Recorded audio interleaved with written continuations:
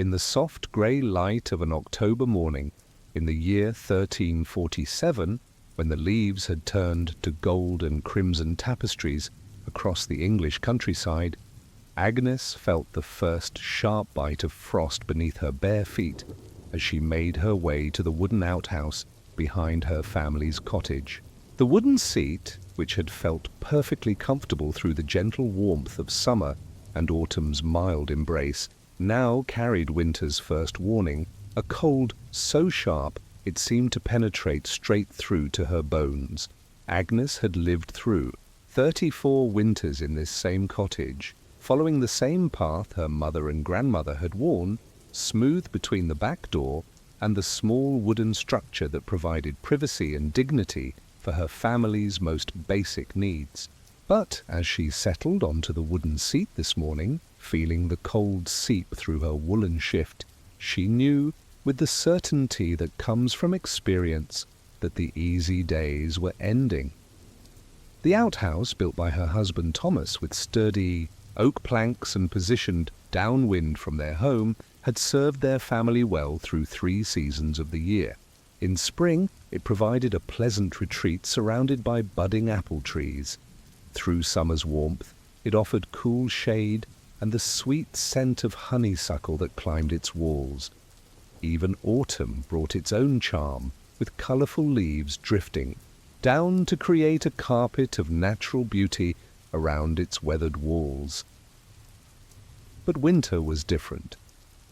Winter tested every aspect of medieval life, from the warmth of homes to the preservation of food, from the care of animals to the simple human need for dignity and comfort when nature called. Agnes knew, as her mother had taught her and her mother's mother before that surviving winter meant preparing for it with the same careful attention that farmers gave to their harvest or housewives gave to preserving summer's abundance. The frost beneath her feet spoke of changes coming that would transform the familiar rhythms of daily life. Soon, the path to the outhouse would be covered with snow that could reach her knees. The wooden seat would become so cold that sitting on it would be not just uncomfortable, but potentially dangerous, capable of causing the kind of frostbite that could leave permanent marks on tender skin. Agnes breathed in the crisp morning air, watching her breath form small clouds in the cold, and made the mental preparations that marked the changing of seasons for medieval people. The comfortable routines of warmer months would need to give way to the winter strategies that had sustained her family through countless cold seasons. The outhouse would remain part of their lives, but its use would become more strategic, more carefully planned, more dependent on the wisdom accumulated through generations of families who had learned to live with dignity through the harshest conditions nature could provide. Inside the cottage, the morning fire already crackled in the stone hearth, sending warmth throughout the single room that served as kitchen, dining hall, workshop, and gathering place for Agnes and Thomas and their 3 children. This fire, carefully banked each night and faithfully rekindled each morning, would become the center of their winter universe, the source not only of heat for cooking and warmth for living, but also of the solutions they would need when the outhouse became too cold for comfortable use. Thomas stirred on their straw mattress, knowing without looking outside that the season had turned. 37 years of life had taught him to read the signs, the quality of light filtering through the oiled cloth that covered their windows, the sound of the wind around the cottage eaves, the particular stillness that came when frost settled over the countryside like a quiet blessing that promised both beauty and challenge. Their eldest daughter, Mary, 14, and old enough to understand the practical preparations that winter demanded, helped her mother bank the fire properly and begin the morning meal. She had already learned from watching Agnes that winter required different thinking, different planning, different strategies for managing all aspects of daily life, including the most basic human needs. Young Peter, only 8, but already wise in the ways of rural life, knew that his own trips to the outhouse would soon require more clothing, faster movement, and the kind of mental preparation that medieval children learned as naturally as they learned to help with farm work or household tasks. His little sister Catherine, just 5 years old, would face her first winter challenges with the innocent trust that comes from having parents who understood how to make hard things manageable. As Agnes returned to the cottage, her cheeks pink from the cold and her feet grateful for the warmth of the packed earth floor, she began the mental inventory that marked the transition from autumn's ease to winter's careful management. The chamber pot that spent most of the year stored discreetly in the corner of their sleeping area would soon move to a place of prominence, becoming an essential tool for navigating the long nights when leaving the cottage's warmth would be not just uncomfortable but potentially dangerous. The woolen blankets that provided comfort during autumn's cool nights would need to be supplemented with additional layers, extra cloaks, and the careful management of body heat that kept medieval families warm through months when their homes offered only the most basic protection against winter's bitter embrace. The art of staying warm was something every medieval person learned from childhood, understanding that survival depended on wisdom rather than technology, preparation rather than convenience. Agnes began her day knowing that she carried forward the accumulated knowledge of generations of women who had faced the same seasonal challenges with creativity, dignity, and the kind of practical wisdom that transformed hardship into manageable routine. The frost on the path outside was just the beginning of winter's tests, but it was also the first reminder that human ingenuity, community cooperation, and careful preparation could make even the harshest conditions not just survivable, but touched with their own forms of comfort and grace. The cottage filled with the scents of morning, wood smoke and cooking porridge, wool and tallow candles, while outside the frost continued its patient work of transforming the familiar world into winter's domain. Agnes smiled as she began the daily tasks that would sustain her family through another day, knowing that the cold outside made the warmth inside more precious, the togetherness more valuable, and the simple solutions more satisfying. In this gentle transition from autumn's ease to winter's challenge, the medieval world revealed one of its most enduring truths, that human beings faced with natural forces beyond their control have always found ways to live with dignity, creativity, and the kind of practical wisdom that transforms necessity into comfort, challenge into routine, and the harshest conditions into opportunities for the quiet heroism of daily survival. The November wind arrived with a voice that medieval people learned to read like scripture, carrying messages written in the language of weather that spoke of the winter to come. Agnes stood at her cottage door, listening to the way the wind moved through the bare branches of the oak tree that sheltered their home, noting how it rattled the wooden shutters and found every small gap in the walls where cold could seep inside like an unwelcome visitor seeking shelter. The wind spoke of change in ways that your modern weather forecasts, with their precise temperatures and detailed predictions, could never convey.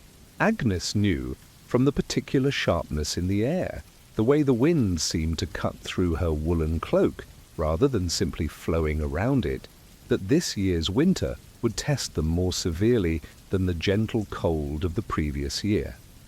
Thomas emerged from the small barn where he had been checking on their animals, his face serious with the kind of concern that came not from fear, but from the practical understanding that preparation now would determine comfort later. The chickens huddled together for warmth. The cows stood closer to the barn wall, seeking protection from the wind, and even their sturdy pigs seemed less eager to venture outside for the food scraps that usually drew him running across the yard. Agnes watched her husband's movements, reading in his careful attention to the animals' needs the same awareness that filled her own thoughts about their family's winter preparations. The animals, with their instinctive understanding of seasonal changes, were already adapting their behavior for the cold months ahead. Their human family would need to be equally wise, equally prepared, equally willing to change comfortable routines in favor of winter strategies.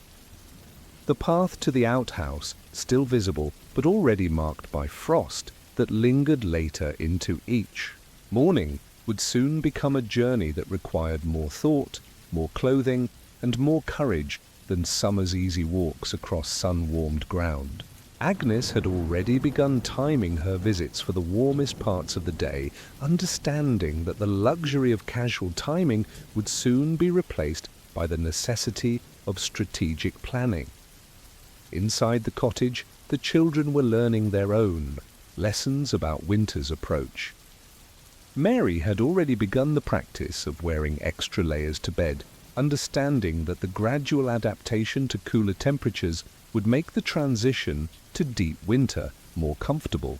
She helped her mother gather the family's warmest clothes, checking for holes that needed mending, seams that needed reinforcing, and the general preparedness that winter demanded. Young Peter had discovered that the wooden seat in the outhouse was becoming cold enough to make him gasp when he first sat down, a sensation that would only grow more intense as the season deepened. His child's wisdom led him to visit the outhouse more frequently during the day's warmer hours, already intuiting the practical strategies that would serve him well when winter's grip tightened around their daily routines. Little Catherine, with the adaptability that children show in the face of changing circumstances, had begun to accept that using the outhouse required putting on her cloak and shoes, understanding without being told that winter demanded different preparations than summer's easy freedom. The wind outside grew stronger as evening approached, bringing with it the first flakes of snow that danced in the firelight when Agnes opened the door to call Thomas in for supper. These early snowflakes, light and playful rather than the heavy, determined snow that would come later, served as gentle messengers warning of the challenges ahead. Agnes prepared the evening meal with the awareness that winter cooking would soon require different strategies. The hearth that provided comfortable warmth during autumn's mild evenings would need to work harder as the cold deepened, requiring more fuel, more attention, and the careful management of heat that medieval people understood as essential for survival. The family gathered around their wooden table, sharing the simple but nourishing food that would sustain them through winter's challenges, while outside the wind continued its restless movement through the darkness. The cottage walls, built with the careful craftsmanship that Thomas had learned from his father, provided good protection against the weather, but Agnes knew that even the best medieval construction left gaps where cold could enter and warmth could escape. As the evening progressed and the family prepared for sleep, Agnes made the rounds that would become her winter routine, banking the fire to provide steady heat through the night, checking that all gaps around windows and doors were properly sealed, ensuring that the chamber pot was clean and ready for use during the long hours when leaving the cottage's warmth would be neither comfortable nor safe. The wind outside seemed to grow more insistent as night deepened, rattling shutters and finding every loose board or gap in the cottage's construction. Agnes lay on the straw mattress she shared with Thomas, listening to the wind's message and making the mental preparations that would carry her family through another winter with the dignity and comfort that careful planning could provide. She knew that tomorrow would bring new challenges as the weather continued its transition from autumn's gentleness to winter's demands. The outhouse would be colder, the path potentially icy, the need for warm clothing more urgent. But she also knew that her family carried forward the accumulated wisdom of generations who had faced the same challenges with creativity and grace. The chamber pot that sat discreetly in the corner of their sleeping space would soon become a central part of their winter strategy, providing warmth and convenience during the long nights when the outhouse seemed as distant as a neighboring village. This simple pottery vessel, humble in its purpose but essential for comfort, represented the practical solutions that medieval people developed to maintain dignity and health through the harshest conditions. Thomas stirred beside her, reaching to pull their woolen blankets more closely around them both, sharing body heat in the way that medieval couples had learned to extend the warmth that made winter nights bearable. His movement reminded Agnes of the many ways that winter brought families closer together, creating intimacy born of shared challenges and mutual dependence. The wind outside continued its restless song through the darkness, but inside the cottage, the family rested secure in the knowledge that they were prepared for winter's tests.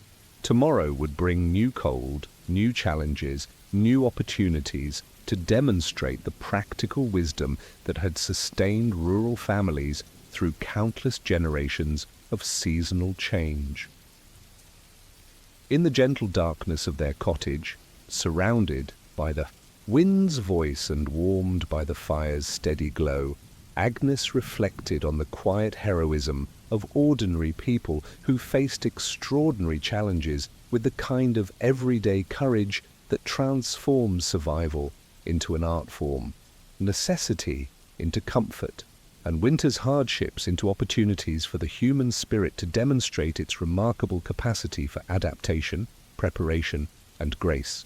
December arrived with the crisp authority of winter fully settled into its domain, and with it came the practical wisdom that medieval people had developed through generations of making comfortable what could not be avoided. Agnes stood in her cottage doorway, wrapping her warmest woolen cloak around her shoulders as she prepared for the morning journey to the outhouse, carrying with her the accumulated knowledge of 34 winters spent learning how to maintain dignity and comfort in circumstances that would challenge even your modern patience. The wooden seat in the outhouse, which had felt so welcoming during summer's warmth, now carried the bite of winter's cold that could steal the breath from your lungs and send shock through your entire body.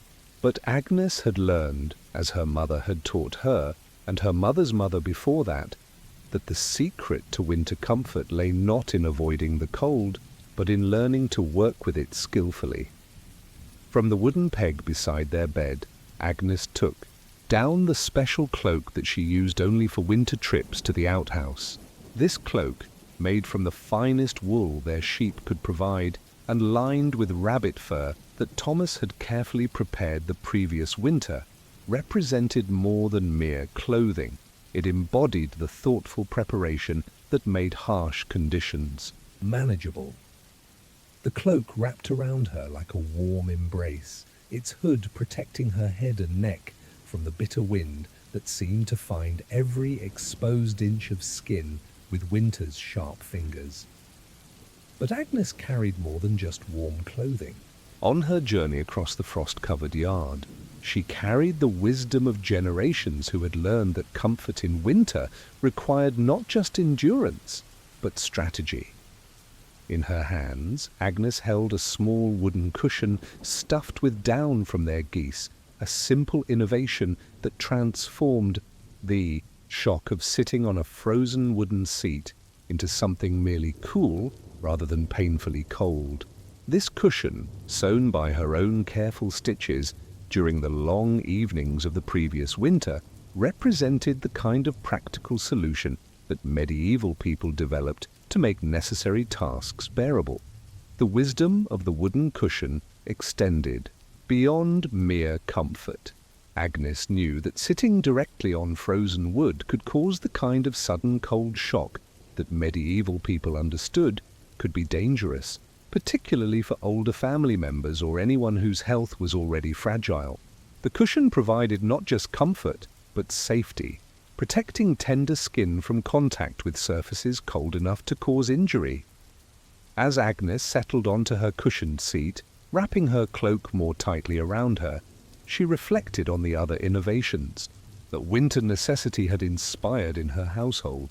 The wooden seat itself bore the marks of Thomas's careful craftsmanship, edges sanded smooth to prevent splinters, the whole cut to just the right size for comfort, the entire structure built to last through countless seasons of use. But Thomas's woodworking skills had extended beyond basic construction to include modifications that winter use demanded. He had carefully sealed every joint and gap in the outhouse walls, understanding that wind could make cold unbearable, and that even small drafts could transform a necessary task into an ordeal. The door fitted snugly in its frame, latching securely to keep out both wind and wandering animals. Agnes appreciated these thoughtful details as she sat, protected from the wind that rattled the bare branches outside. The outhouse, though necessarily humble in its purpose, had been built with the same attention to comfort and durability that medieval craftsmen brought to all their work. Every board had been chosen for quality, every joint fitted with care, every detail planned to serve its users well through years of daily use. The morning light filtering through the small window that Thomas had cut in the outhouse wall reminded Agnes of another aspect of winter wisdom, the importance of timing. She had learned to plan her visits for the hours when winter sun could provide its weak but welcome warmth, avoiding the bitter cold of early morning darkness or the sharp chill of evening's approach. This timing required a different relationship with bodily needs than your modern life of convenience would make necessary. Agnes had developed the ability to plan ahead, to anticipate her needs, and to coordinate her schedule with the rhythm of winter days that offered only brief periods of relative warmth. As she completed her business and prepared to return to the cottage's warmth, Agnes wrapped her cloak carefully around her, ensuring that no cold air could find its way inside the protective layer of wool and fur. The journey back across the frost-covered yard would be brief, but she understood that maintaining warmth required constant attention to the small details that prevented heat from escaping. Inside the cottage, the rest of the family was learning their own lessons about winter wisdom. Mary had discovered the value of warming her cloak by the fire before putting it on, understanding that starting with warm clothing made the transition to outdoor cold more tolerable. Young Peter had learned to dress completely before leaving the cottage, avoiding the shock of cold air on skin that was not properly protected. Thomas himself had developed his own strategies for winter comfort, including the construction of a small windbreak near the outhouse door that provided protection from the worst gusts while maintaining the privacy that dignity required. This windbreak, built from woven branches and reinforced with carefully placed stones, demonstrated the kind of practical innovation that medieval people applied to every aspect of winter living. The wisdom of winter clothing extended beyond mere warmth to include the art of layering that allowed medieval people to adjust their protection according to changing conditions. Agnes wore a linen shift against her skin, a woolen dress over that, and her fur-lined cloak over all, creating layers that could be added or removed as circumstances required. This layering system required understanding the properties of different materials and how they work together to provide maximum warmth with minimum bulk.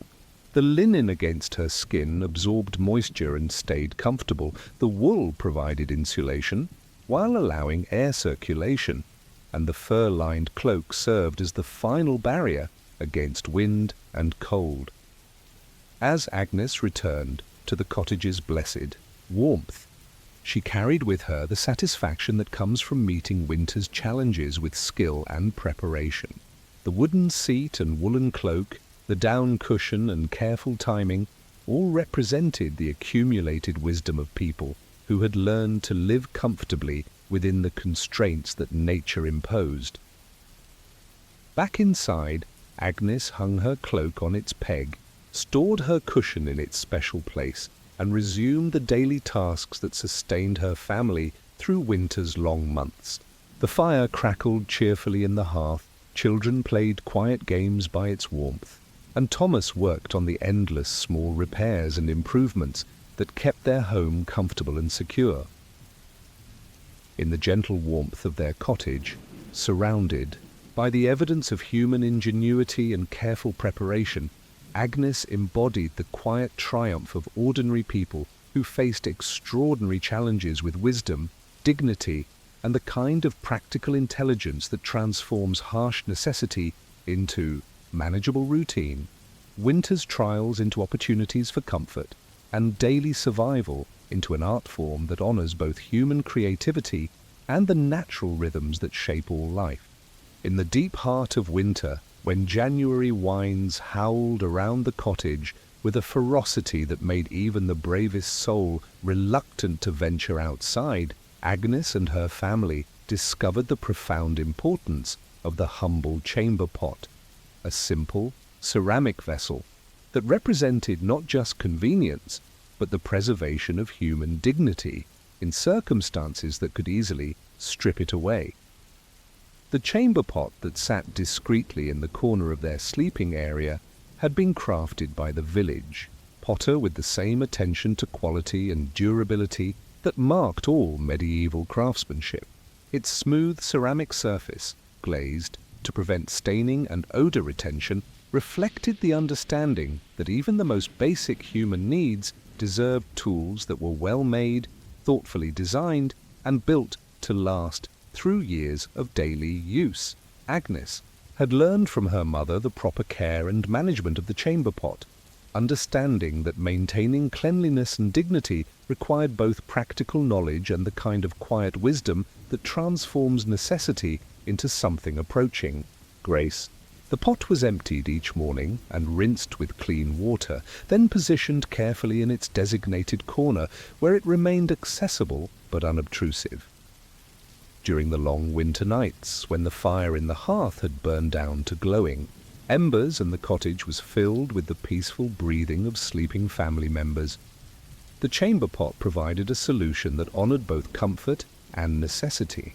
Rather than requiring someone to dress warmly, navigate the dark and potentially dangerous path to the outhouse, and endure the shock of sitting on a frozen wooden seat, the chamber pot allowed the natural needs of the human body to be met with warmth and safety. The use of the chamber pot required its own etiquette and considerations, particularly in a household where privacy was limited and family members shared close quarters throughout the winter months. Agnes had taught her children the importance of discretion, of moving quietly when nighttime needs arose, and of treating this necessary function with the dignity that all human needs deserved.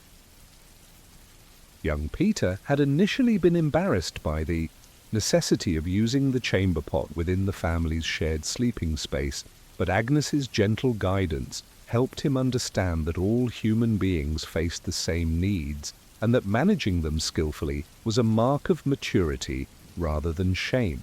The boy learned to use the pot quietly and efficiently, understanding that winter's demands required adaptations that might seem unusual during easier seasons. Mary, now old enough to understand the practical realities of winter living, had become skilled at managing the chamber pot's contents, emptying it carefully into the designated area behind the cottage where waste could be properly disposed of without creating health hazards or unpleasant conditions. This task, while humble, required knowledge about sanitation and cleanliness that medieval people understood was essential for maintaining health. The emptying of chamber pots was timed for the morning hours when outdoor temperatures were most tolerable, and when the family's daily routines naturally included ventures outside for animal care, water gathering, and other necessary tasks. Agnes coordinated these activities to minimize the number of trips required in harsh weather, while ensuring that hygiene and cleanliness were never compromised. Thomas had constructed a simple wooden frame that held the chamber pot securely in its corner position, preventing accidental tipping while ensuring easy access when needed. This frame, like all of Thomas's work, reflected the medieval craftsman's understanding that even humble objects deserved thoughtful design and careful construction. The chamber pot also served the needs of little Catherine, whose small size made winter trips to the outhouse particularly challenging. Agnes had taught her daughter to use the pot without shame or embarrassment, understanding that childhood's natural needs could not be subordinated to winter's demands. The warmth and safety of indoor facilities allowed Catherine to maintain her normal routines without the fear or discomfort that outdoor facilities would have created. During particularly severe weather, when snow blocked the path to the outhouse or when ice made the journey dangerous, the chamber pot became the primary sanitation facility for the entire family. Agnes managed these periods with the same careful attention to cleanliness and dignity that marked all aspects of her household management, ensuring that necessary functions were handled without compromising the family's health or comfort. The community wisdom surrounding chamber pot use extended beyond individual households to include shared knowledge about their care, cleaning, and maintenance. Agnes exchanged information with her neighbors about the best methods for preventing odors, maintaining ceramic surfaces, and managing the disposal of contents in ways that protected both individual families and the broader community. Medieval people understood that human waste, if not properly managed, could create serious health hazards for entire communities. The careful disposal of chamber pot contents followed established practices that directed waste away from water sources, food preparation areas, and places where children played. This understanding of sanitation, while not based on modern germ theory, reflected practical wisdom accumulated through generations of experience. The chamber pot represented more than mere convenience. It embodied the medieval understanding that human dignity could be maintained even in the face of harsh natural conditions. Rather than allowing winter's demands to force compromises with basic human needs, medieval families found ways to adapt their practices while preserving the cleanliness and comfort that dignified living required. Agnes appreciated the chamber pot not just for its practical benefits, but for the way it allowed her family to maintain their routines and comfort, even when outdoor conditions would have made normal sanitation facilities unusable. The pot provided security against the unpredictability of winter weather, while ensuring that basic human needs could be met without heroic efforts or dangerous exposures. As winter deepened and the practical value of the chamber pot became more apparent each day, Agnes reflected on the wisdom of her ancestors who had developed these solutions through generations of trial and experience. The simple ceramic vessel represented the triumph of human ingenuity over harsh circumstances, the preservation of dignity within constraint, and the understanding that comfort and cleanliness were not luxuries to be abandoned during difficult times, but necessities to be maintained through creative adaptation. In the quiet dignity of winter nights, when the chamber pot served its humble but essential purpose, Agnes's family demonstrated the eternal human capacity to meet challenges with grace, to find solutions that honor both practical needs and personal dignity, and to transform harsh necessity into manageable routine through the application of wisdom, care, and the understanding that even the most basic human functions deserve to be conducted with respect for the individuals who must perform them. Deep in the heart of February, when winter's grip felt strongest and the nights stretched like vast oceans of darkness punctuated only by the gentle glow of banked fires, Agnes had learned to navigate the long hours between sunset and dawn with the wisdom that generations of medieval families had developed for maintaining comfort and dignity through winter's most challenging season.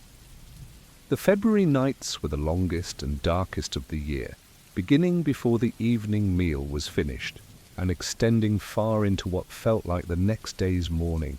During these extended hours of darkness, when the fire in the hearth had been carefully banked to last until morning, and the cottage was filled with the soft breathing of sleeping family members, the chamber pot became not just convenient, but essential for maintaining the family's health and safety. Agnes had developed a routine for the long winter nights that balanced the needs of her family with the practical realities of limited heat, cramped quarters, and the precious necessity of undisturbed sleep.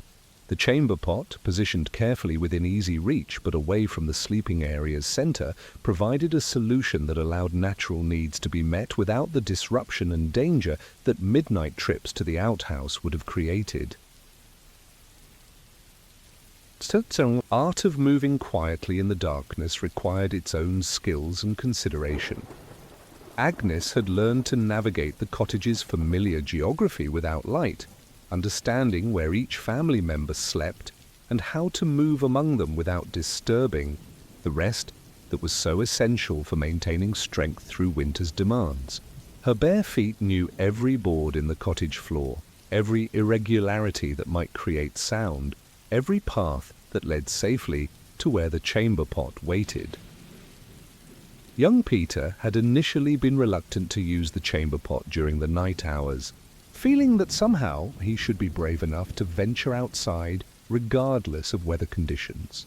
But Agnes's gentle guidance helped him understand that true courage lay not in enduring unnecessary hardship, but in choosing the wisest course of action for maintaining health and comfort. The boy learned to use the chamber pot with the quiet efficiency that the cottage's close quarters required, understanding that consideration for sleeping family members was as important as meeting his own needs. This lesson in consideration and practical wisdom would serve him well throughout his life, teaching him that wisdom often lay in adapting to circumstances rather than fighting against them. Mary had become skilled at managing her own nighttime needs while helping little Catherine when the youngest member of the family required assistance. The older girl's gentle guidance provided Catherine with the security and confidence she needed to navigate nighttime necessities without fear or embarrassment, demonstrating the way that medieval families shared responsibility for each other's welfare. Thomas, whose larger size made him more reluctant to disturb the family's sleep arrangements, had developed his own strategies for minimizing disruption while meeting necessary needs. His careful movements and quiet efficiency reflected the consideration that medieval families showed for each other in circumstances where privacy was limited and mutual respect was essential for maintaining harmony. The long winter nights also brought their own forms of comfort and closeness that balanced the challenges of confined living. Agnes found peaceful satisfaction in lying in the darkness, listening to the steady breathing of her family members, feeling the warmth of shared body heat, and knowing that they were all safe and comfortable despite the bitter cold outside. The sounds of the winter night created their own symphony of security. The gentle crackling of the banked fire, the soft whisper of wind around the cottage eaves, the peaceful breathing of children deep in restorative sleep. These sounds spoke of safety and shelter, of human warmth maintained against natural cold, of family bonds that made even difficult circumstances bearable. Agnes had learned to use the long winter nights for quiet reflection and planning, thinking through the coming day's tasks, reviewing the family's supplies and needs, and appreciating the simple blessing of warmth and safety that their cottage provided. These dark hours offered a form of meditation that the busy daylight hours rarely allowed, creating space for the quiet gratitude that sustained spirits through difficult seasons.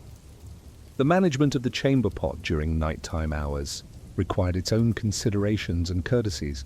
Agnes ensured that the pot was emptied and cleaned each morning before daily activities began, maintaining the cleanliness and hygiene that prevented odors and protected health. This morning routine became as natural and automatic as banking the fire or preparing the first meal of the day. The winter nights also taught lessons about the preciousness of warmth and the wisdom of conserving it whenever possible. Every opening of the cottage door allowed precious heat to escape and bitter cold to enter, making the chamber pot's indoor convenience not just comfortable, but economically wise in terms of maintaining the warmth that required so much fuel and effort to create. Agnes appreciated the way that the long winter nights drew her family closer together, creating bonds of mutual dependence and shared experience that strengthened relationships and built the trust that sustained them through hardship. The intimate proximity that winter imposed could have created tension and conflict, but instead it fostered the consideration and cooperation that made their small space feel abundant rather than cramped. As the February nights gradually began to shorten, and the promise of spring started to whisper in the wind's changing voice, Agnes reflected on the lessons that winter's long darkness had taught her family. They had learned to live with grace in circumstances that might have seemed impossible, to maintain dignity and comfort through creative adaptation, and to find in necessity the opportunity for demonstrating the human capacity for wisdom, consideration, and mutual care. The chamber pot, humble in its purpose but essential for their comfort, represented more than mere convenience. It embodied the understanding that human dignity could be preserved even in the most challenging circumstances, that practical solutions could be found for every necessary function, and that families who faced difficulties together could discover in those challenges opportunities for building stronger bonds and deeper appreciation for life's simple blessings. In the gentle darkness of winter nights, surrounded by the warmth of family and the security of shelter, Agnes and her loved ones demonstrated the eternal human capacity to find comfort within constraint, dignity within necessity, and grace within the everyday challenges that test, thus, human spirit while revealing its remarkable capacity for adaptation, wisdom, and the quiet heroism of ordinary people living extraordinary lives with courage, consideration, and love. Rest now in the knowledge that human beings have always found ways to maintain dignity and comfort, even in the harshest circumstances, that families who care for each other can make any situation bearable through love and practical wisdom, and that the long nights of winter always give way to the promise of spring, carrying with them the gentle satisfaction of challenges met with grace, and difficulties transformed into opportunities for demonstrating the enduring strength of the human spirit. As winter deepened its hold on the countryside, and individual households faced the mounting challenges of staying warm, fed, and healthy through the season's harshest months, the medieval community of Little Bramwick discovered that survival depended not just on individual preparation, but on the bonds of mutual assistance and shared wisdom that connected neighbor to neighbor in an intricate web of support and cooperation. Agnes stood at her cottage window, looking out through the oiled cloth that protected her family from the wind, watching her neighbor Margot make her careful way across the snow-covered path between their homes. Margot carried in her arms a bundle that Agnes recognized, extra woolen cloth and a spare chamber pot, precious resources that she was sharing with the young couple who had recently moved into the cottage at the end of the lane. The young couple, William and Sarah, were facing their first winter as married householders, lacking the accumulated supplies and hard-won wisdom that older families had developed through years of seasonal experience. Their cottage, though soundly built, had not yet benefited from the countless small improvements and adaptations that made older homes more comfortable during harsh weather. Agnes watched with approval as Margot knocked gently on William and Sarah's door, then disappeared inside for what would certainly be a lengthy conversation about winter strategies, practical solutions, and the sharing of knowledge that had sustained the community through countless challenging seasons. This exchange of resources and wisdom represented one of the most important aspects of medieval survival, the understanding that individual families were strongest when they were part of a community that shared both burdens and blessings. Later, that morning, Agnes made her own contribution to the community's winter welfare by walking carefully to the cottage where old Martha lived alone with only her elderly cat for company. Martha, now too frail to manage all the physical demands of winter living, depended on her neighbors for assistance with tasks that had become too difficult for her aging hands and increasingly unsteady movements. Agnes carried with her not only practical supplies, firewood that Thomas had cut and prepared, food that she had cooked in portions large enough to share, but also the company and conversation that were as essential as physical necessities for maintaining spirits through winter's isolating months. Martha's eyes brightened as Agnes entered her cottage, grateful not just for the assistance, but for the human connection that reminded her she remained a valued member of the community. The management of waste disposal during winter months created its own opportunities for community cooperation and mutual assistance. The frozen ground made digging new pits difficult or impossible, while heavy snow could block access to established disposal areas. Neighbors worked together to maintain pathways, share access to facilities, and ensure that sanitation remained safe and hygienic for all families. Young Peter had learned valuable lessons about community responsibility by helping Thomas clear snow from the paths that connected their cottage to their neighbors' homes and to the shared well that served several families. The boy understood that maintaining these connections was not just about convenience, but about ensuring that elderly neighbors like Martha could reach the resources they needed for survival. The community's shared wisdom about winter sanitation included practical knowledge about the best methods for disposing of chamber pot contents when the ground was frozen and regular disposal sites were inaccessible. Agnes had learned from other women in the village about creating temporary storage areas, managing waste in ways that prevented contamination of water sources, and coordinating disposal efforts among multiple households. Mary had begun participating in the informal network of young women who helped each other with the practical challenges of winter living. She shared knowledge with other girls her age about managing chamber pots, maintaining cleanliness in close quarters, and adapting personal routines to winter's demands. These conversations, conducted while helping with household tasks or gathering supplies, created bonds that would sustain friendships throughout their lives. The community's children had developed their own forms of cooperation and mutual assistance. Young Peter played with other village children during the brief periods when weather permitted outdoor activity, and these play sessions included sharing knowledge about winter survival strategies, comparing different families' solutions to common problems, and building the social bonds that would serve them well as adults. Thomas participated in the informal community of men who shared knowledge about maintaining homes during winter weather, constructing improvements that increased comfort and safety, and developing new solutions to seasonal challenges. These conversations, conducted while repairing tools or tending animals, created a pool of accumulated wisdom that benefited all families in the village.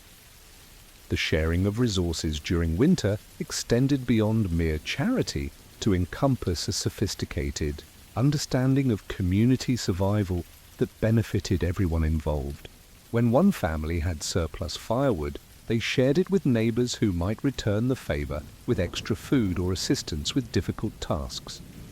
This reciprocal system ensured that temporary shortages did not become permanent hardships, and that the community as a whole remained strong and resilient. Agnes participated in the network of women who shared knowledge about winter remedies and health management, understanding that preventing illness was far easier than treating it during months when travel was difficult and professional medical assistance was limited. The women exchanged information about herbal preparations, diet modifications, and the management of sanitation that prevented the spread of disease through close living families. The community's approach to chamber pot management included shared wisdom about preventing freezing when pots had to be used in unheated spaces, cleaning methods that worked effectively in cold conditions, and disposal strategies that protected both individual families and community health. This knowledge, passed from experienced housekeepers to younger women, ensured that essential hygiene standards were maintained despite winter's challenges. When severe weather isolated individual families for days at a time, the community had developed systems for checking on vulnerable members and ensuring that no one faced dangerous situations alone. Agnes and her neighbours took turns visiting elderly residents, young families with small children, and anyone whose circumstances made them particularly vulnerable to winter's dangers. The village's informal communication network ensured that information about weather conditions, resource availability, and community needs flowed quickly among all families. When someone discovered a new solution to winter challenges or identified potential problems that could affect multiple households, this knowledge spread rapidly through conversations that took place during necessary trips to wells, shared facilities, and community gathering places. Thomas had learned from other men in the village about constructing windbreaks and shelters that protected not just individual families, but shared resources like wells and common storage areas. These community improvement projects, undertaken during winter's quieter periods, demonstrated the understanding that individual comfort depended on community welfare. The children of the village learned about community responsibility through participation in tasks that served the broader good, clearing pathways, delivering messages between households, assisting elderly neighbors with daily tasks, and sharing resources according to each family's ability and need. These lessons in mutual assistance would shape their understanding of community obligation throughout their lives. Agnes appreciated the way that winter's challenges strengthened community bonds rather than straining them. The difficulties that could have created competition and hoarding instead fostered cooperation and sharing, demonstrating the wisdom that medieval communities had developed about surviving harsh conditions through mutual assistance rather than individual struggle. The management of winter sanitation became a community concern when shared facilities froze or became inaccessible, requiring coordinated efforts to maintain alternative arrangements that served multiple families.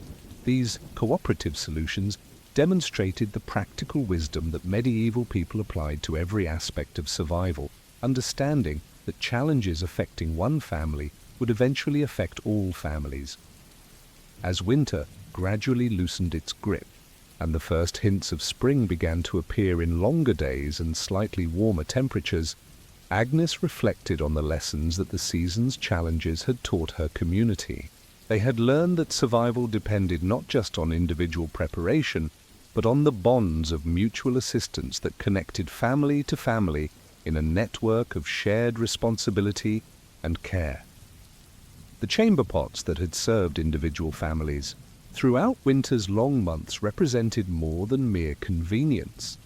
They embodied the community's commitment to maintaining dignity and health for all its members, sharing knowledge and resources to ensure that every household could meet basic human needs with comfort and safety.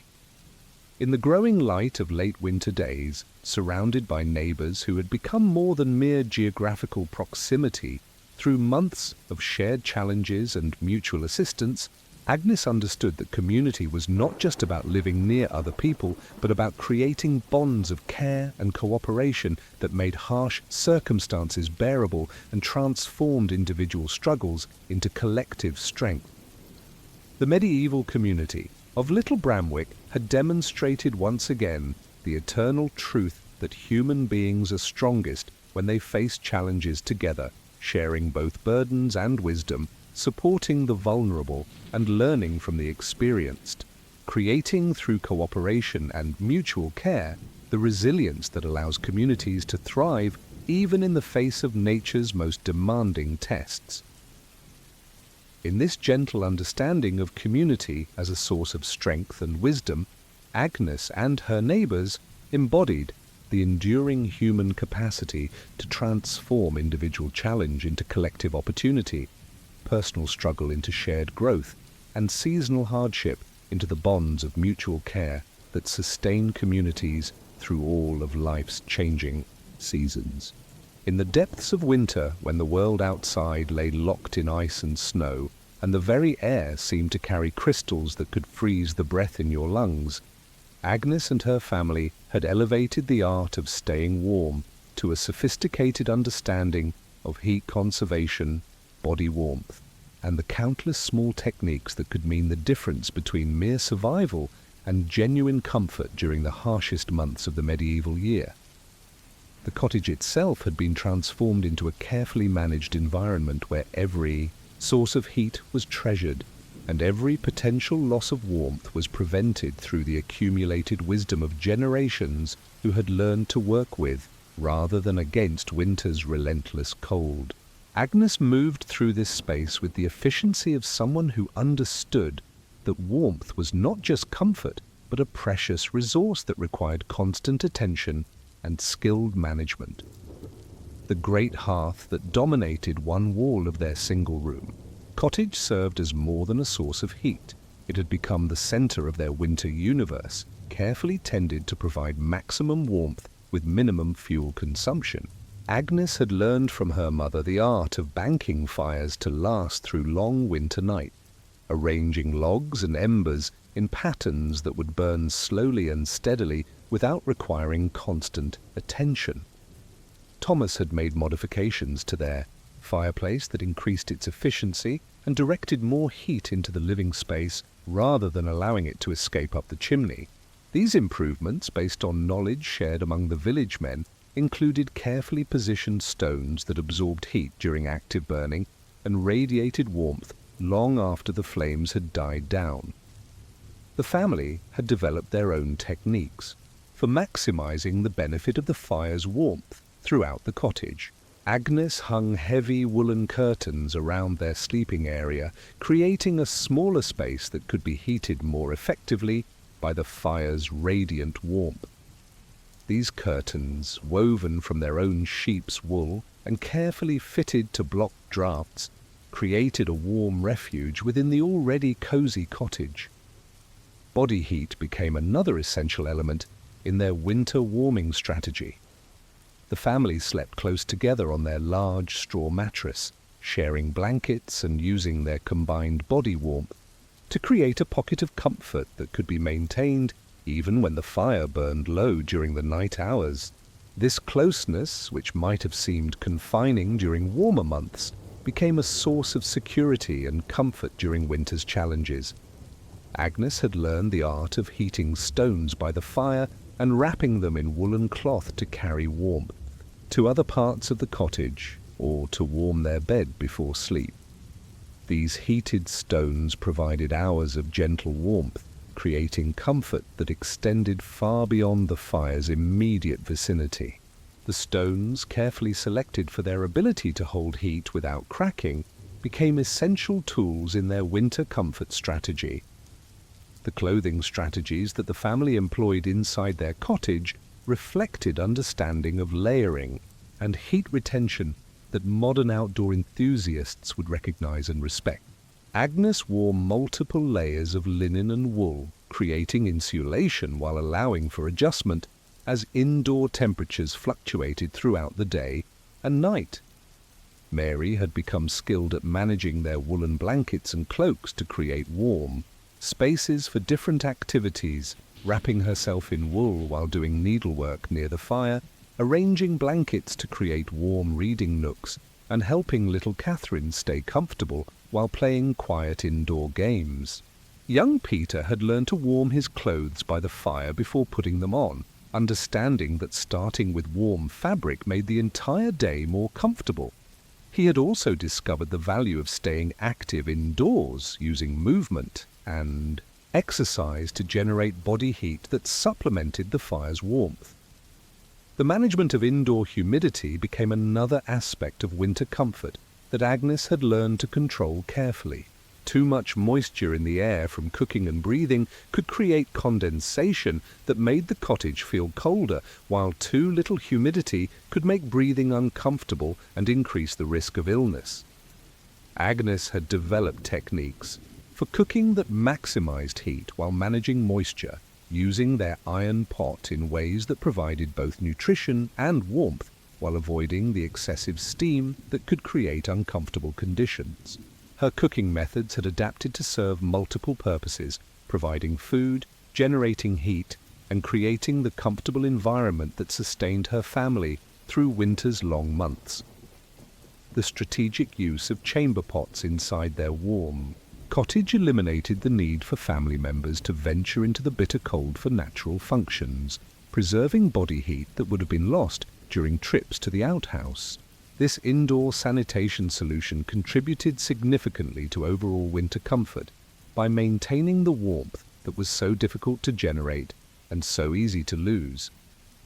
Thomas had learned to time his outdoor activities for the warmest parts of winter days, coordinating necessary trips outside with weather conditions that minimized heat loss.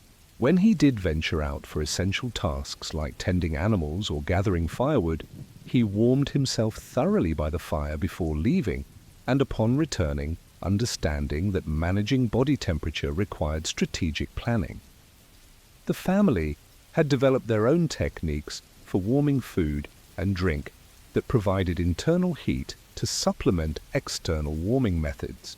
Agnes prepared warm porridges and heated broths that filled bellies with nourishment while raising core body temperature. These warming foods became especially important during the coldest parts of winter, when maintaining internal heat was essential for health and comfort. The cottage's windows, covered with oiled cloth rather than expensive glass, had been modified with additional coverings that could be adjusted for light and heat management. Agnes could regulate the amount of cold air entering through these openings while still allowing sufficient light for daily activities, balancing the competing needs for illumination and warmth. Breathing techniques that Agnes had learned from her mother helped the family manage the cold air that was unavoidable even in their well-heated cottage. Covering the mouth and nose with woolen cloth when moving around cold areas of the cottage helped warm incoming air before it reached the lungs, preventing the shock of breathing bitter cold that could cause coughing and discomfort. The art of staying warm extended beyond physical techniques to include the mental and emotional strategies that helped maintain spirits during winter's long months of confinement. Agnes encouraged activities that generated both physical warmth and emotional comfort. Storytelling by the fire, singing that required deep breathing and movement, and games that kept minds active and hearts light. As winter reached its deepest point and staying warm became the family's primary daily challenge, Agnes reflected on the sophisticated understanding of heat, comfort, and survival that her ancestors had developed through countless generations of facing similar challenges. Their cottage had become a masterpiece of efficiency and comfort, demonstrating that human ingenuity could create genuine warmth and contentment even in the face of nature's most demanding tests. In the gentle glow of their carefully tended fire, surrounded by the evidence of human wisdom and family love, Agnes and her loved ones had transformed the art of staying warm into a demonstration of the human capacity to create comfort within constraint, to find abundance within limitation, and to discover in winter's harsh demands opportunities for demonstrating the remarkable ingenuity, cooperation, and resilience that allow families to not just survive, but thrive through even the most challenging seasons of life. In the quiet transformation that marks winter's slow retreat, Agnes noticed the subtle changes that spoke of February's gift, the promise that even the harshest season must eventually yield to the eternal cycle of warmth returning to the world. The light that filtered through their cottage window carried a different quality now, less brittle and sharp, more gentle and forgiving, holding within its pale rays the first whispered hints of the spring that would come to heal winter's wounds. This chamber pot that had been their faithful companion through the long months of bitter cold continued to serve its essential purpose. But Agnes found herself thinking ahead to the time when outdoor facilities would once again become comfortable and convenient. This anticipation marks not impatience with current circumstances, but appreciation for the natural rhythms that brought variety and change to human experience. Thomas had begun to speak of the improvements he wanted to make to their outhouse. During the warmer months ahead, repairs that winter's harsh weather had made necessary, modifications that would increase comfort and convenience, and the general maintenance that kept essential facilities in good working order. These plans, discussed during the long evenings by the fire, represented hope and continuity, the understanding that present difficulties were temporary and that better times lay ahead. Young Peter had started to venture outside for longer periods. During the day's warmest hours, his child's enthusiasm for outdoor activity, returning as winter, loosened its grip on the countryside. His increasing willingness to use the outhouse during daylight hours reflected not just growing courage, but genuine changes in temperature and comfort that made outdoor facilities more appealing. Agnes had begun the gradual shift in household routines that would eventually return their family to the summer patterns of sanitation and convenience that required less indoor management and allowed greater freedom of movement. This transition required its own wisdom and planning, understanding that sudden changes could be uncomfortable and that adaptation worked best when it proceeded gradually. The community of Little Bramwick began to show signs of the renewed activity that accompanied winter's end. Neighbours ventured out more frequently, creating opportunities for the conversations and social connections that had been limited during the harshest months. Agnes exchanged information with other women about their families' winter experiences, sharing knowledge and celebrating the survival skills that had carried them all through another challenging season. Mary had begun to help with the increased laundry that warmer weather would soon require, understanding that winter's careful conservation of water and fuel would give way to the more frequent washing that warmer months allowed. The prospect of being able to wash clothes and linens more often represented not just improved cleanliness, but a return to routines that had been modified by winter's constraints. The management of chamber pot contents became easier as the ground began to soften slightly and outdoor disposal became less challenging.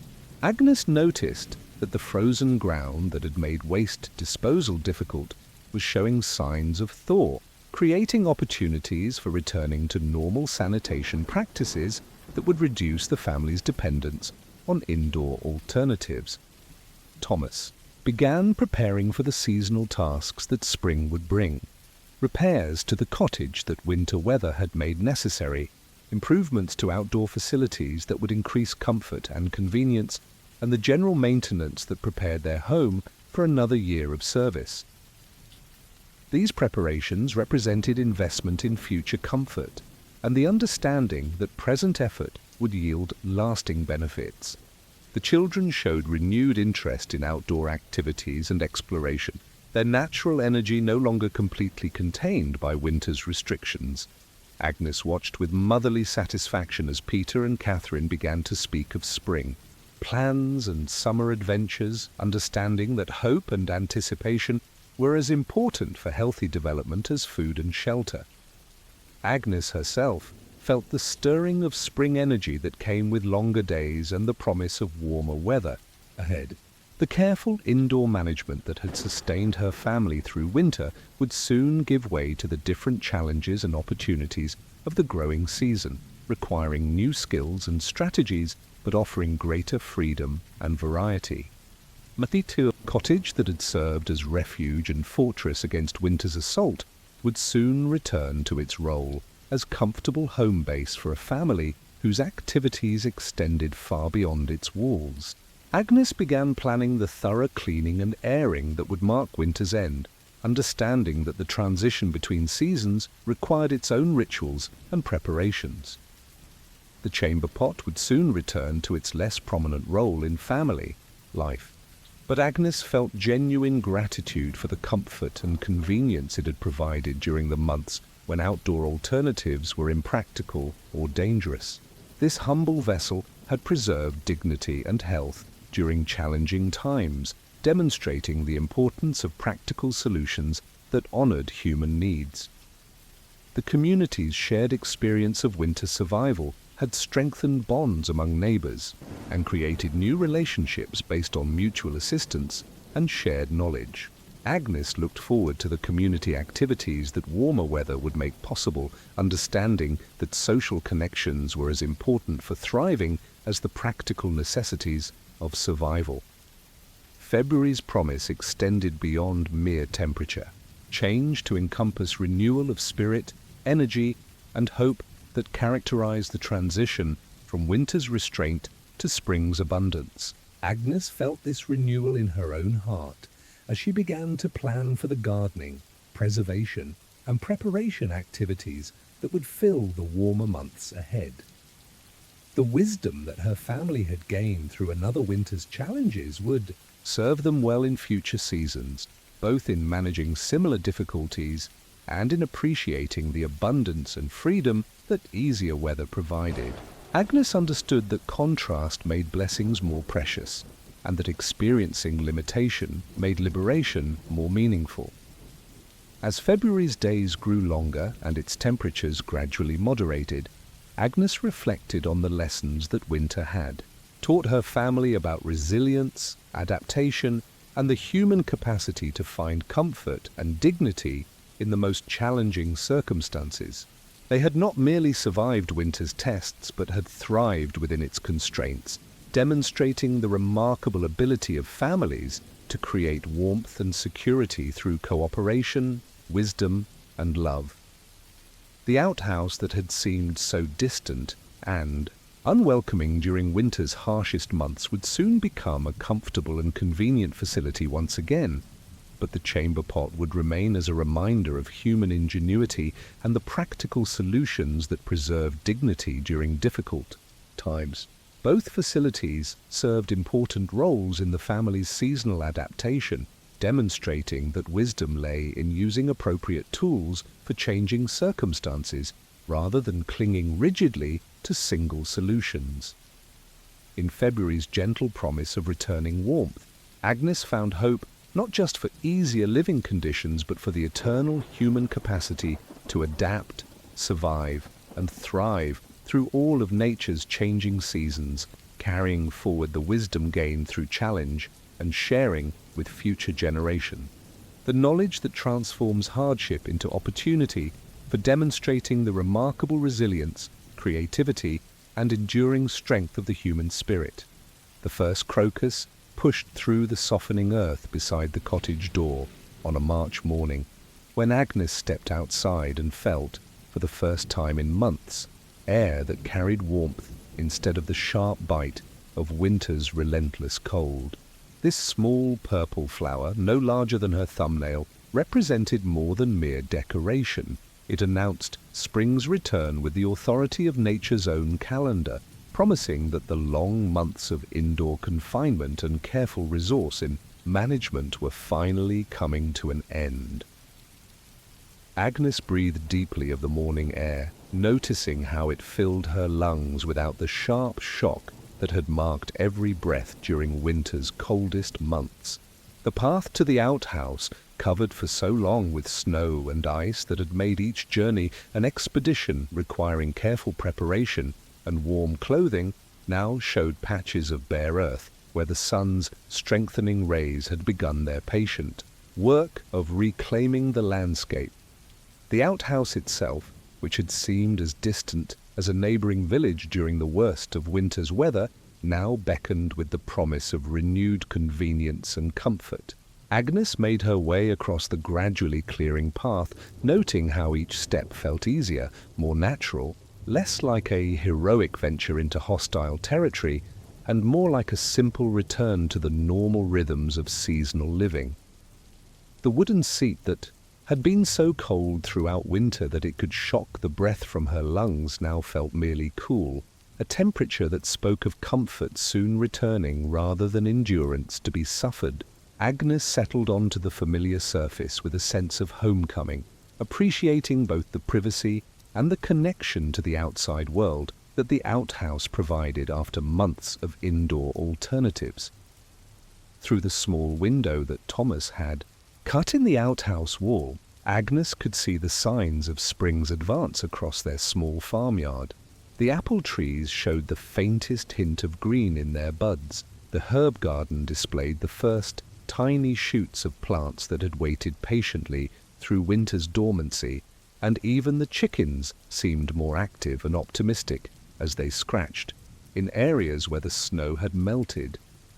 Inside the cottage, the family had begun the gradual transition from winter's intensive indoor living to spring's more expansive possibilities. The chamber pot that had served them so faithfully through the cold months remained ready for use during chilly nights and early mornings, but its role was slowly shifting from necessity to convenience as outdoor alternatives became more attractive.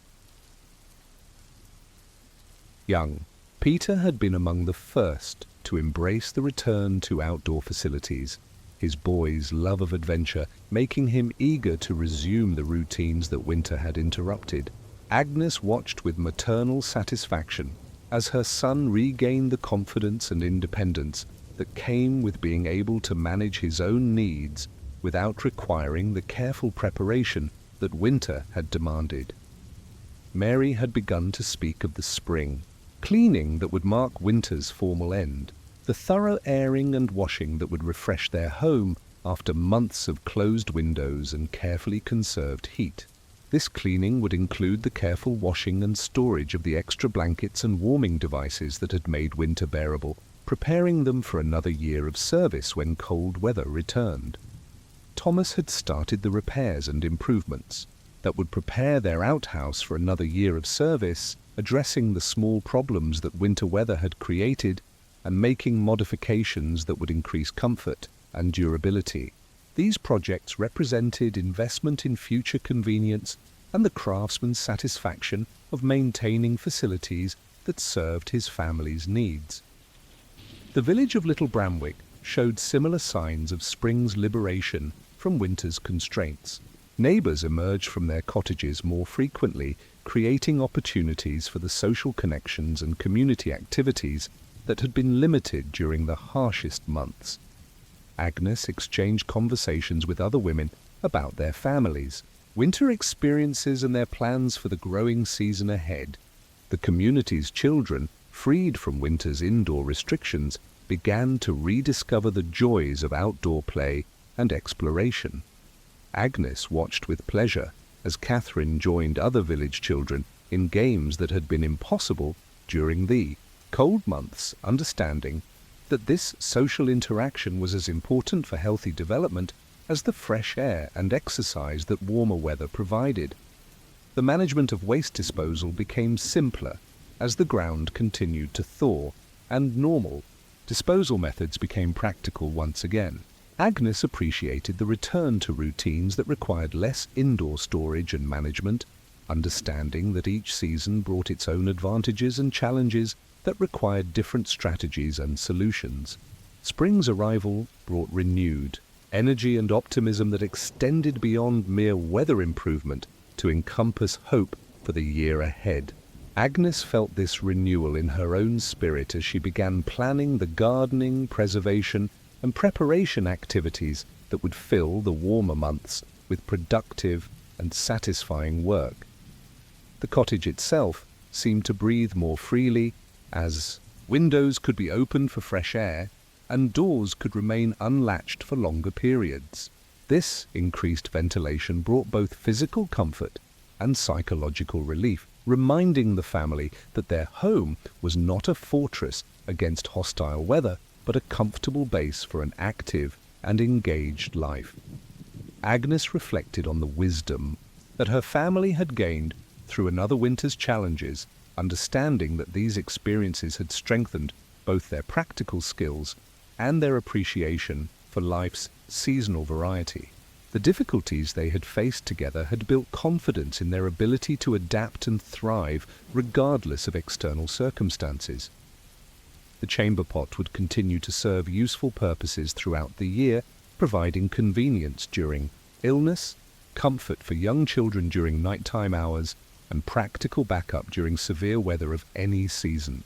Agnes felt gratitude for this humble vessel that had preserved her family's dignity and comfort during challenging times.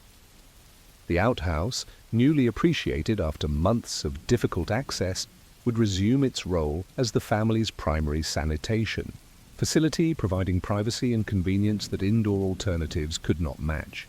Agnes looked forward to the warm summer days when visits to the outhouse would once again be pleasant interludes in daily routines rather than expeditions requiring courage and preparation.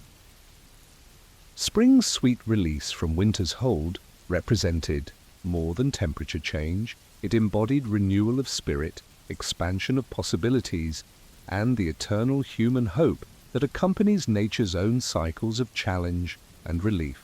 Agnes felt this renewal in every aspect of her family's life as they gradually resumed routines that winter had modified or suspended. The village church bell rang out across the countryside with a clarity that winter's heavy air had muffled for months, calling the community to celebration and thanksgiving for survival through another challenging season. Agnes listened to its bronze voice with gratitude for the blessings of family, home, and community that had sustained them through winter's tests. As spring advanced and the final signs of winter retreated before nature's patient but inexorable advance toward warmth and abundance, Agnes understood that her family had not merely endured another difficult season, but had grown stronger through the experience. They had demonstrated once again the remarkable human capacity to adapt, survive, and thrive through creative solutions, mutual support, and the kind of practical wisdom that transforms challenge into opportunity for building character, confidence, and the unshakable knowledge that families who face difficulties together can overcome any obstacle that life presents. In spring's sweet promise of warmth and renewal, Agnes found confirmation of the eternal cycle that brings both challenge and relief, difficulty and ease, testing and reward to human life, creating through its rhythmic variation the appreciation and gratitude that make ordinary existence extraordinary and transform simple survival into a celebration of the enduring strength, adaptability, and remarkable resilience of the human spirit. As the wheel of the year completed another full turn, and Agnes stood once again in her cottage doorway, watching the first frost of a new autumn settle like silver lace across the countryside, she carried with her the accumulated wisdom of another year spent learning to live gracefully with the eternal dance between human needs and natural rhythms that had shaped every aspect of medieval life for countless generations. The outhouse behind their cottage, now familiar in all its seasonal moods, stood ready to begin another cycle of serving their family's needs through the changing conditions that would transform it from autumn's comfortable convenience to winter's challenging necessity to spring's welcome return to ease. Agnes looked at this humble structure with the appreciation that came from understanding its essential role in maintaining dignity and health through all of nature's variations. The chamber pot that waited discreetly in their cottage represented more than mere backup to outdoor facilities. It embodied the human capacity to create solutions that honored both practical needs and personal dignity, regardless of external circumstances. This simple ceramic vessel had proved its worth through another winter of faithful service, preserving comfort and convenience when outdoor alternatives became impractical or dangerous. Agnes reflected on the lessons that the complete cycle of seasons had taught her family about adaptation, preparation, and the art of living well within the constraints that nature imposed. They had learned that true comfort came not from fighting against seasonal changes, but from developing the wisdom to work with natural rhythms, finding appropriate solutions for each season's unique challenges and opportunities. Young Peter, now 9 years old and wiser in the ways of seasonal living, had gained confidence in his ability to adapt his routines and strategies to meet changing conditions. The boy who had once been reluctant to use chamber pots during winter nights now understood that wisdom lay in choosing appropriate tools for specific circumstances rather than clinging rigidly to single solutions. Mary, approaching her 15th birthday, had become skilled in the seasonal management of household routines, understanding how to modify cleaning schedules, adjust heating strategies, and coordinate family activities with weather conditions that required different approaches to daily tasks. Her growing competence promised that she would bring wisdom and skill to her own future household. Little Catherine, now 6 and fully initiated into the seasonal rhythms of rural life, moved through the yearly cycle with the natural adaptability of childhood, accepting winter's indoor necessities and spring's outdoor freedoms as normal parts of life's variety rather than hardships to be endured or luxuries to be celebrated. Thomas had completed another year of improvements and maintenance that kept their home and facilities in good working order, understanding that consistent attention to small details prevented major problems and that investing effort in quality construction paid dividends in comfort and durability through many seasons of use. The community of Little Bramwick had strengthened its bonds through another year of shared challenges and mutual assistance, demonstrating once again that human beings thrive when they face difficulties together rather than struggling alone. The wisdom accumulated through community cooperation would serve all families well as they faced whatever challenges future seasons might bring. Agnes appreciated how the yearly cycle created natural rhythms of preparation and relaxation, challenge and ease that brought variety and meaning to daily life. The intensive indoor management required by winter gave way to spring's expansion of possibilities, summer's abundant activity, and autumn's preparation for the cycle to begin again. The practical solutions that her family had developed for managing sanitation through all seasons represented more than mere convenience. They embodied understanding that human dignity could be maintained regardless of external circumstances. Through the application of wisdom, creativity, and the willingness to adapt strategies to meet changing needs. The outhouse and chamber pot, each serving essential roles in different circumstances, demonstrated the medieval understanding that multiple solutions were often better than single answers, that flexibility was more valuable than rigidity, and that practical wisdom lay in matching tools to conditions rather than forcing conditions to accommodate tools.